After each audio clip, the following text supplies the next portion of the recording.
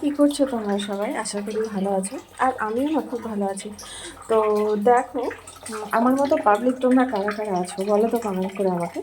দেখো, 3টে ডিম ছিল, তার মধ্যে কিন্তু একটা ডিম ফাটা ছিল।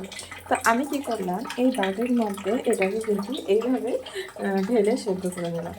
তো তোমরা কারা কারা করো এটা আমাকে কিন্তু বলো কমেন্ট করে, কেমন? তো দেখো, সুন্দর হয়ে গেছে না? যাই হোক, তো চলো আজকে দেখাচ্ছি তোমাদেরকে আমি কী রান্না করলাম। তো করবো এটার কিন্তু ডিমের ঝোল। এখানে ফুলকপির তরকারি, ক্যাপসিকাম, বিনস, আলু দিয়ে, আর এখানে তো ভাত, জানোই তোমরা। আমি কিন্তু না বন্ধুরা এইভাবে কিন্তু ঝোলও করি, মানে বাটির মধ্যে তেল মাখিয়ে দিই, মাখিয়ে ডিম ফাটিয়ে ফাটিয়ে দিয়ে দিই, আর তারপরে ওই জলের উপরে বসিয়ে বসিয়ে সেদ্ধ করে নিই। তো এই জিনিসটা কিন্তু আমি এমনিও করে থাকি। তো আজকে যেহেতু ফেটে গেছিলো তাই করে নিলাম। তো চলো এবার রান্নাটা করে নিই, তারপর দেখা হচ্ছে। টাটা।